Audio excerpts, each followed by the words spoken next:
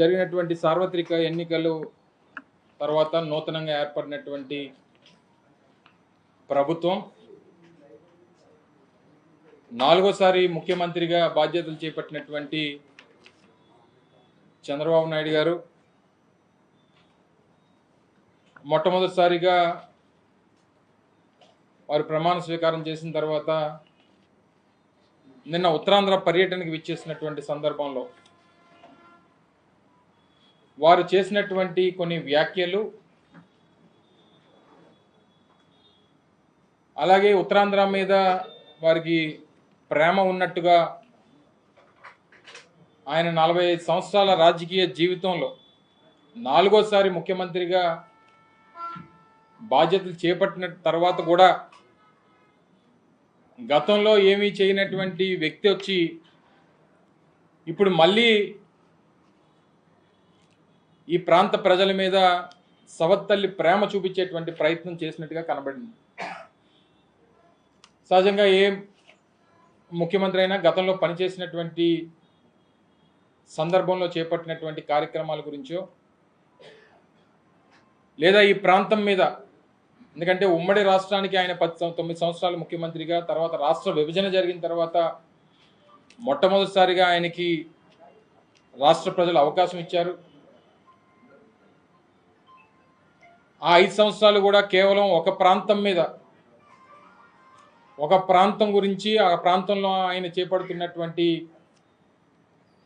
ఆయన పార్టీకి సంబంధించినటువంటి పెద్దలు చేపట్టినటువంటి కొన్ని కార్యక్రమాల గురించి తపన పడినటువంటి కార్యక్రమాలు మనం చూసాం. సరే, ఏదేమైనప్పటికీ వారు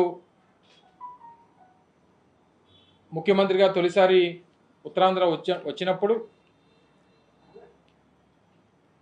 భవిష్యత్ కార్యక్రమాలు ఏంటి అనేటువంటివి చెప్పాల్సినటువంటి బాధ్యత, రానటువంటి కాలంలో ఈ ప్రాంతానికి ఏం చేస్తాం అనేటువంటిది చెప్పాల్సినటువంటి బాధ్యత సహజంగా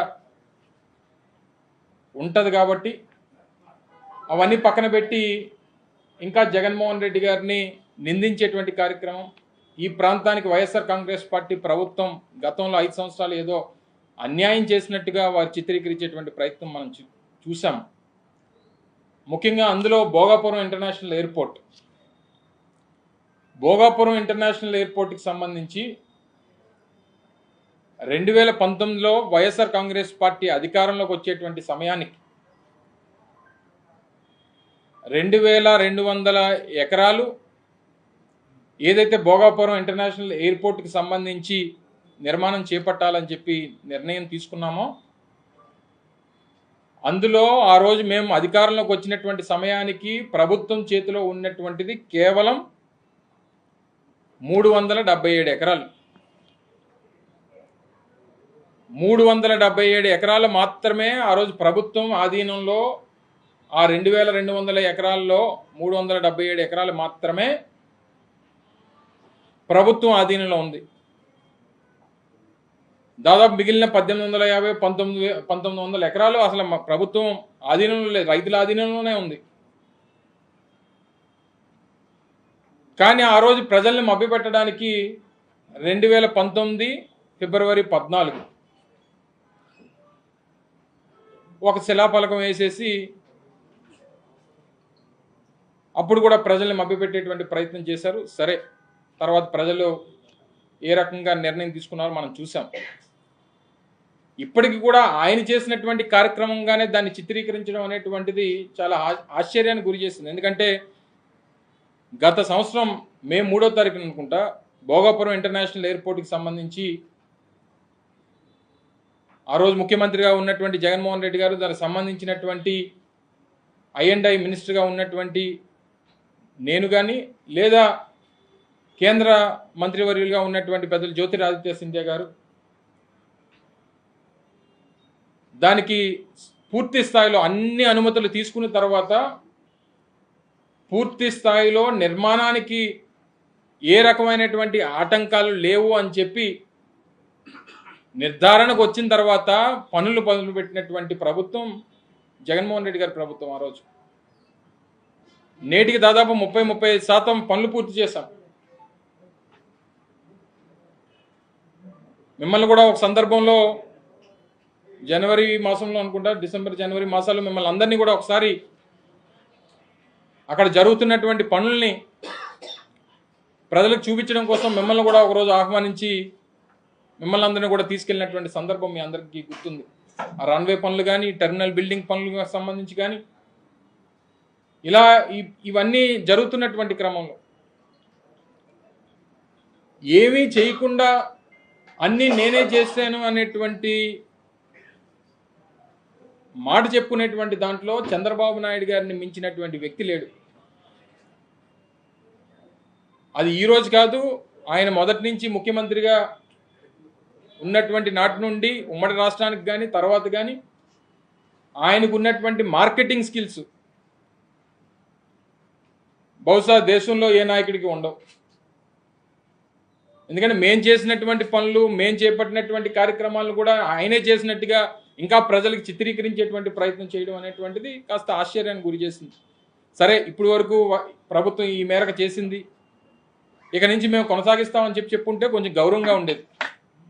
వాళ్ళు ఈ పనులు మేమే మొదలుపెట్టాం, భూసేకరణ మేమే చేసాం, పర్మిషన్లు మేమే తెచ్చాం, ఇవన్నీ ఆయన చెప్పుకోవడం అనేటువంటిది కాస్త ఆశ్చర్యానికి గురి చేసింది. ఎందుకంటే ప్రతిదీ డాక్యుమెంట్. ప్రభుత్వానికి సంబంధించినటువంటి ప్రాజెక్టులు రాష్ట్రంలో జరుగుతున్నటువంటి క్రమంలో ప్రతిదీ డాక్యుమెంటెడ్ ఎవిడెన్స్ అనేటువంటిది ప్రతిదానికి ఉంటుంది. 2200 ఎకరాలకు గాను 377 ఎకరాలు మాత్రమే మేము అధికారంలోకి వచ్చినటువంటి నాటికి ఉంటే, తర్వాత వాటిని అన్నిటినీ కూడా సేకరించి అనేక రకాలైనటువంటి కేసులు వాటి మీద ఉంటే వాటిని ఎదుర్కొని కొంతమంది రైతుల్ని ఒప్పించి అవసరమైనటువంటి చోట వ్యవసాయం ఎక్కువగా ఉన్నటువంటిది లేదా పంట బాగా పండేటువంటి ప్రాంతంలో ఆ రేట్లు కూడా కాస్త వారితో నెగోషియేట్ చేసి వారికి ఎక్కువ ఇచ్చేటువంటి కార్యక్రమం చేసి వాళ్ళని కన్విన్స్ చేసి ఉత్తరాంధ్ర ప్రాంతానికి మంచి జరుగుతుంది అనేటువంటి ఉద్దేశంతో వాళ్ళని ఒప్పించి అన్ని చేసినటువంటిది ఆ రోజు జగన్మోహన్ రెడ్డి గారి ప్రభుత్వం. అప్పటికే ఒక గ్రామాలు కొంతమంది నివాసం ఉంటున్నటువంటి రీహాబిటేషన్ అనేటువంటి చేయాల్సినటువంటి పరిస్థితి వస్తే 2 ప్రాంతాలకు పోలిపిల్లి అలాగే గూడిపి వలస ఈ 2 ప్రాంతాలకి ఈ రీహాబిటేషన్ అనేటువంటిది ఈ కుటుంబాలన్నింటినీ కూడా తరలించి 80 కోట్ల రూపాయలు పెట్టి వారికి అన్ని రకాలైనటువంటి సౌకర్యాలు ఇల్లు నిర్మాణం చేసి వారికి అందించేటువంటి కార్యక్రమాన్ని చేశాం. ఎన్జిటిలో కేసులు వేశారు, దాన్ని ఎదుర్కొనేటువంటి కార్యక్రమాన్ని చేసి దాన్ని అధిగమించాం. అన్ని రకాలుగా కూడా వాటిని అన్నింటిని కూడా ఎదుర్కొని ఏ రకంగా ఇబ్బంది ఉండకూడదని చెప్పి ఉద్దేశంతో 2200 ఎకరాలు ఆ రోజు జిఎంఆర్ సంస్థ ఏదైతే నిర్మాణ సంస్థ ఉందో వారికి అందించేటువంటి కార్యక్రమాన్ని చేశాం. ఈరోజు పనులు ఇంత పెద్ద ఎత్తున నిరాటంకంగా జరుగుతూ ఉన్నానంటే ఇవన్నీ సహజంగా ఏ నిర్మాణం ప్రాజెక్టులకు సంబంధించి జరగాలన్నా అన్ని రకాలైనటువంటి అనుమతులు లేకుండా ఏ రకంగా ఏ నిర్మాణం ఎవరైనా ఒప్పుకుంటారు?